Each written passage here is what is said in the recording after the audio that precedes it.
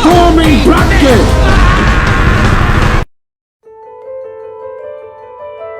What's going on, everyone? So welcome to my latest video. This is of course part of a series where I focus on a specific director and rank that director's work from worst to best. Done such directors in the past such as Spike Lee, Spike Jonze, Christopher Nolan, David Lynch, David Fincher. The list goes on. You guys can check that out on the playlist down below. But guys, you clicked on this video so you know it. This time around I'm focusing on Alexander Payne's films and ranking them from worst to best. Now, Alexander Payne, as of the filming of this video, which is November 2021, he has done 7 films. So I'll be ranking them from 7 being his worst to 1 being his best, and of course, my opinion. Now, obviously, if you're new to the channel, I wanted to give you guys this preface. This will not include any short films, TV shows, music videos, none of that. Just specifically films. And in this case, 7 of them. So again, 7 being his worst, 1 being his best, and of course, my opinion. So guys, enough exposition. Let's get started. So kicking things off, number 7, we have Downsizing. Yeah, I was not a fan of Downsizing. Looked interesting based on the trailer, liked the cast, cool premise again, but just really wasn't able to deliver. Very dull, way too long, uninteresting, surprising. It's really a surprise, honestly. This is the one film from him where I can honestly say, yeah, it wasn't good. Quite disappointing, and yeah, that's why it's my number 7. Next up, we have number 6, which is Citizen Ruth. So Citizen Ruth is the movie that I can't lie is the reason why it was held up all these years. Because truth be told, I wanted to rank Alexander Payne's films like 2-3 years ago, but I couldn't really find this movie. And Citizen Ruth honestly was a movie that was hard to track down, but after watching it, it was worth watching at least one time because it is an interesting movie in terms of what it's dealing with. I think that the messages and themes are thorny for sure. Like it's definitely something that you're going to watch it with like a bunch of people and a bunch of different people are going to get different interpretations for the movie. And I like that. But what I will say though is that despite that, for me personally, acting aside and subject matter aside, I do think that it kind of played it a little too safe for my taste personally. It had obviously witty dialogue. There was some humor that worked. Again, really good performances, especially the lead, Laura Dern. But besides that, I just felt like the movie was a little too safe in terms of the themes and messages with how it delivered it. The actual subject matter obviously isn't that safe, but the actual delivery kind of felt a bit safe. But again, I would still say watch this movie at least one time because it's definitely not a bad movie and it's definitely worth your time at least one time. And that's why it's my number 6. Next up, we have number 5, which is About Schmidt. Watch this movie for Jack Nicholson's performance alone.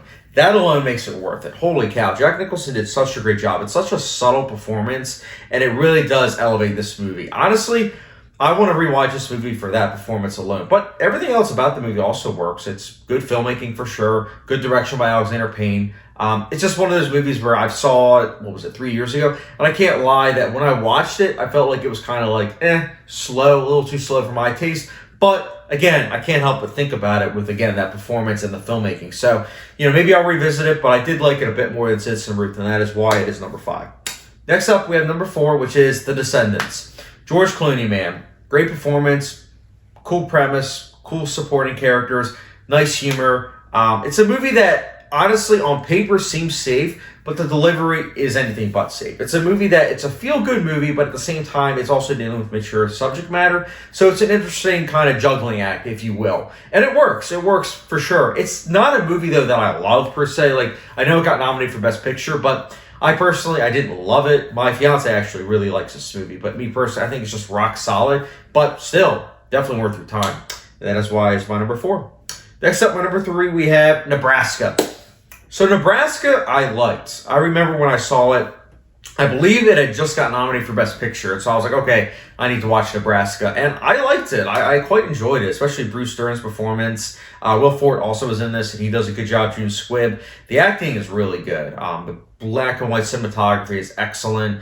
It's got a melancholy feel, which, if you've seen Alexander Payne's filmography, you know that this is pretty much something that he does really well, where his movies are melancholy based, but at the same time, they also are funny. And the combination definitely is felt more so in other movies, but here it does work, but again, it is more melancholy based than obviously funny based like his other movies. But I think it works pretty much like a straight drama, but again, it does have those elements of comedy that do work. And that is why it's my number 3.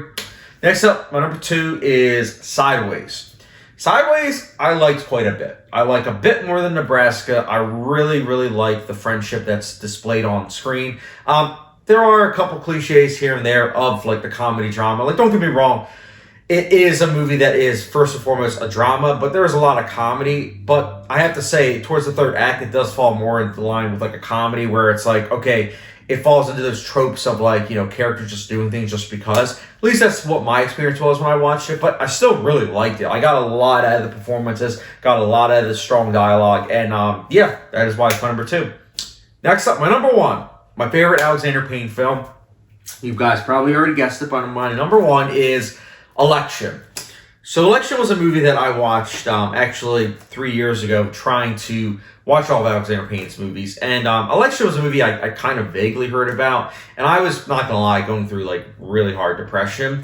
But I watched this movie and honestly it cheered me up quite a bit. I remember quite enjoying it. The performances are a hoot and a half. It's very funny. Like, this is definitely more funny in terms of, as I mentioned, Alexander Payne is someone that combines drama and comedy really well, but this is more in line with obviously a comedy, and it works really well. Like, it is very funny, it's very sharp, very fast-paced, and I really liked Election. That's why it's my number 1.